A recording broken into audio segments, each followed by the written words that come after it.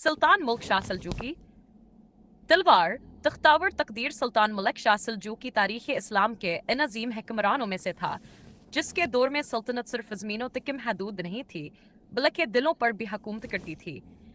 वो अजीम फातह सुल्तान अल पारसलान का बेटा था। बचपन ही से इसने घड़सवारी, तीरंदाजी, तलवारबाजी और कुरान और इल्म की तालीम हासिल की। तख्त का सफ़र जब सुल्तान अल पारसलान शहीद हुआ तो सल्तनत एक नाज के मोड़ पर खड़ी थी। दुश्मन चारों तरफ ताकल गाए बैठे थे और अंदरूनी साजिशें भेजने मिल चुकी थीं। मुल्क शाह भी नौजवान था मगर इसकी आंखों में बादशाहत की चमकावट, दिल में अमतका दर्द था। वजीर आजम निजाम अल मुल्क ने इसका साथ दिया और कहा, ओपन कोट, सल्तनत अमर से नहीं अक्ल और इंसाफ से चलती है। Close quote. यूं मुल्क शाह तख्त पर बैठा मगर तख्त कांटों से भरा हुआ था। पहली बगावत। खरासान के एक ताकतवर सरदार ने बगावत कर दी और खुद को सुल्तान कहलवाने लगा। दरबार में खौफ फैल गया। कुछ अमरा ने सलाह की बात की मगर मुल्क शाह ने फैसला कन आवाज में कहा, ओपन कोट, अगर आज खामोश रहे तो कल तख्त भी नहीं बचेगा। Close quote. वो खुद लश्कर लेकर रवाना हुआ। मैदान जंग में गर्दो गबार छा गया। घोड़ों की टापों, तलवारों की झंकार और जंगी नारों से फजा गूंज उठी। मुल्क शाह दुश्मन की सफों में घस गया। उसका हर वार मौत बनकर गिरता था। सख्त जंग के बाद बागी सरदार पकड़ा गया। सब उसके कत्ल के मुंतजर थे मगर सुल्तान ने कहा, ओपन कोट, इंसाफ तलवार से बड़ा होता है।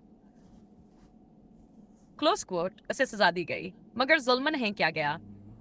यही हलम था जब फौज ने दिल से इसे सुल्तान मान लिया। सल्तनत की तो सियावर अजीम जंगें मुल्क शाह के दौर में सल्जूकी सल्तनत रोम, ईरान, इराक और शाम तक फैल गई। बाजनतीनी सल्तनत बार बार हमले करती मगर हर बार शिकस्त खाती। एक बड़ी जंग में दुश्मन ने तीन तरफ से घेर लिया।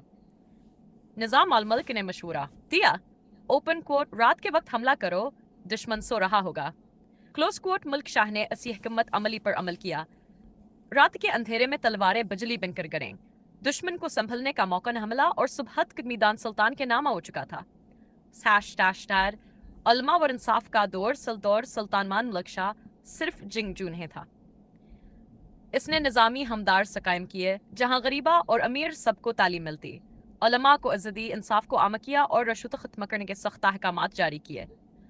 वो कहा करता, ओपन कोट, अगर सुल्तान जालिम हो तो दुश्मन की ज़रूरत नहीं रहती। Close quote. उसके दौर में ताजिर बेखौफ सफर करते और राया खुद को महफूज समझती थी। साजिशें और जवाल जैसे जैसे सुल्तान की ताकत बढ़ी, दरबार में हस्तभय बढ़ा।